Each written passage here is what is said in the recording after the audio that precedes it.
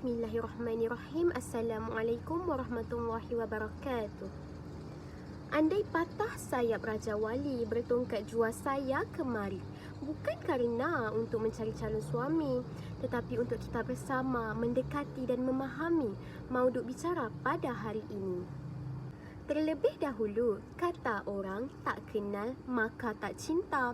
Maka, saya Nizatun Najihah binti Nizam serta dua orang ahli kumpulan saya iaitu Siti Aisyah binti Zahid dan Insyirah binti Hamid.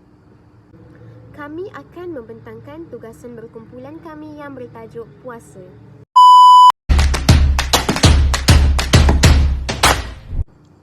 Baiklah, pertama sekali saya akan menerangkan tentang maksud puasa. Puasa boleh diertikan sebagai menahan diri. Dari segi istilah syarak pula, puasa bermaksud menahan diri daripada lapar dan dahaga serta perkara yang membatalkan puasa dari terbit fajar hingga terbenam matahari. Terdapat dalil yang mewajibkan umat Islam untuk berpuasa. Dalil tersebut berbunyi, A'udzubillahi minasyaitonirrajim. Ya ayyuhallazina amanu kutiba alaikumus siyamu kama kutiba alal ladzina min qablikum la'allakum tattaqun.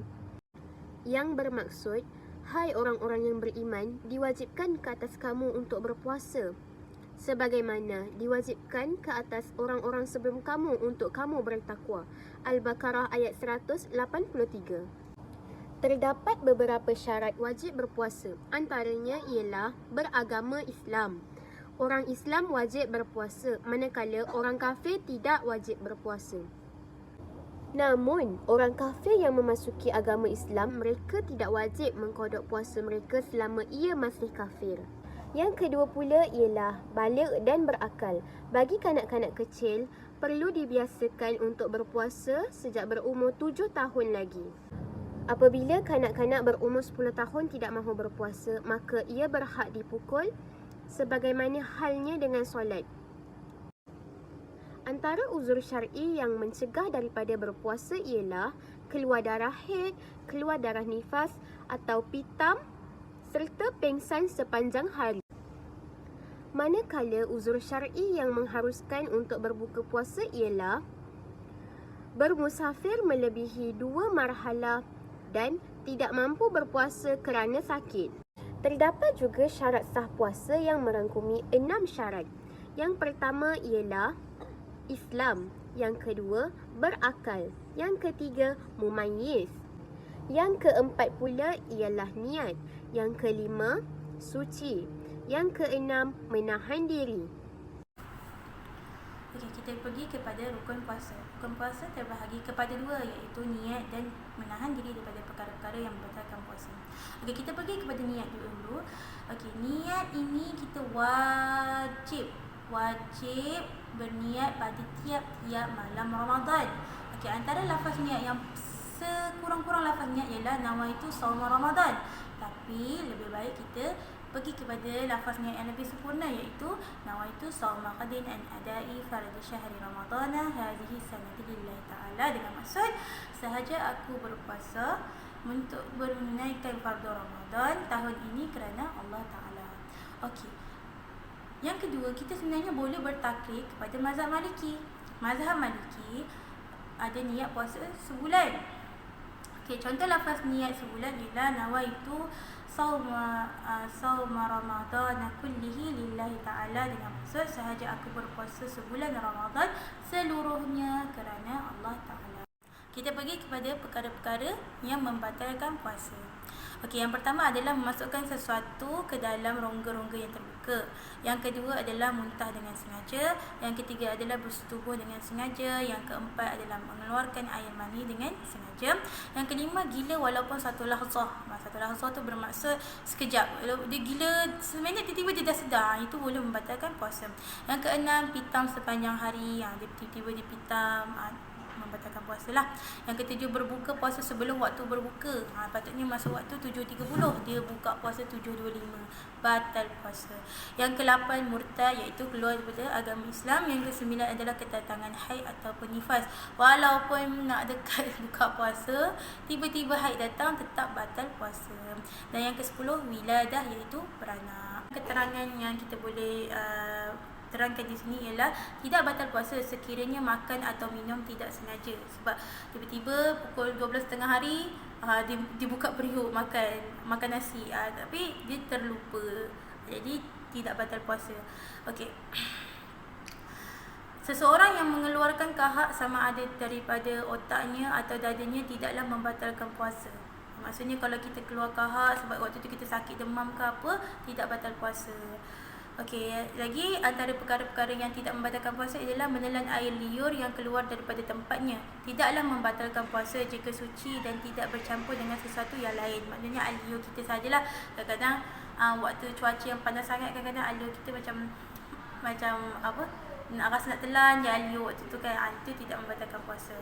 Okey, antara lagi perkara yang boleh membatalkan puasa adalah sekiranya ditelan air liur yang dikeluarkan sehingga zahir. Dia dah kumpul air liur tu, lepas tu tiba-tiba dia telan. Itu boleh membatalkan puasa. Okay, antara adab-adab ataupun sunat yang dibolehkan ketika berpuasa ialah mandi sebelum fajar. Mandi sunat, kita niat mandi sunat sebelum fajar, dapat pahala. Sebab bila bulan puasa, pahala digandakan dengan lebih banyak. Contoh kalau kita sedekah, dapat satu pahala, tapi bila kita bersedekah pada bulan Ramadan, pahala akan jadi lebih berganda-ganda.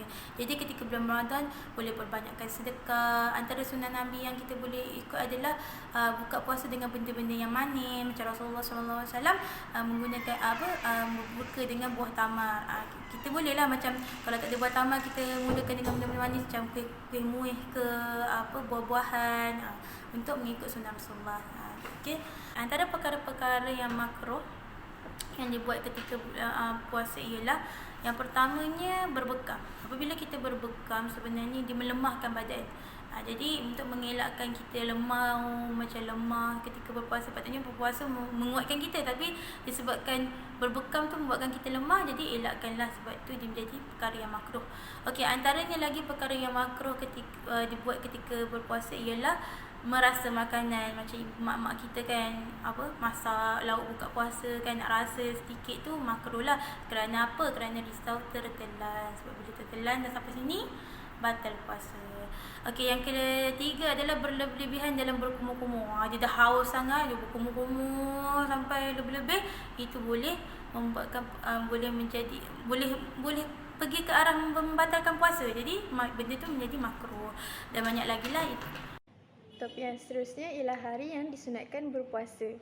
Yang pertama ialah hari Tasu'a, hari Ashura, hari Rabu ataupun Isnin dan Khamis, hari Arafah, bulan haram iaitu Muharram, Rejab, Zulkaidah dan Zulhijjah, hari putih, 6 hari dari bulan Syawal dan hari semasa tiada makanan. Hari yang makruh berpuasa ialah pada hari Jumaat sahaja, melainkan diiringi hari Khamis ataupun Sabtu dan berpuasa selama-lamanya. Selain itu, hari yang diharamkan berpuasa ialah pada hari raya Fitrah, hari raya Korban dan hari Tasyrik, iaitu pada 11, 12 dan 13 Zulhijjah. Bagi orang yang meninggalkan puasa mereka atas sebab tertentu, mereka hendaklah qada puasa. Bagi orang yang diharuskan untuk berbuka puasa, mereka ini wajib untuk qada, iaitu orang yang sakit dan tiada harapan untuk sembuh, orang yang bermusafir, dan ibu mengandung atau menyusukan anak yang risau memudaratkan dirinya dan anaknya jika mereka berpuasa. Seterusnya, orang yang diharuskan untuk tidak berpuasa, mereka ini wajib untuk bayar fidyah dan qada puasa mereka, iaitu orang yang mengakhirkan qada puasa Ramadan tanpa keuzuran sehingga Ramadan yang seterusnya. Begitu juga dengan ibu mengandung ataupun menyusahkan anak yang takut memudaratkan dirinya. Selain itu, bagi orang yang dibenarkan untuk tidak berpuasa, mereka dikehendaki untuk membayar fidyah sahaja, iaitu orang yang tua, orang yang sakit dan tiada harapan untuk sembuh, dan orang yang bekerja berat dan tiada masa untuk mengganti puasa mereka. Fidyah dan kafarah. Orang yang dikenakan denda, mereka ini perlu memberikan satu cupak iaitu sebanyak 600 gram makanan asasi setiap satu hari mereka tertinggal. Seterusnya, syarat iaitu sebab jima'. Mereka hendaklah tahu diri mereka itu puasa dan mereka perlulah membayar kafarah dengan cara membebaskan seorang hamba beriman. Selain itu, syarat perkara yang diharamkan. Mereka hendaklah berpuasa 2 bulan berturut-turut tanpa henti. Yang terakhir, bukan sebab rusak. Mereka ini perlu memberi makan 60 orang fakir ataupun miskin setiap satu cupak. Itulah sedikit kupasan daripada kami tentang bab puasa. Semoga video ini bermanfaat untuk kita semua. Burung pipit, burung cenderawasih. Sekian dari kami, terima kasih. Bye. Bye.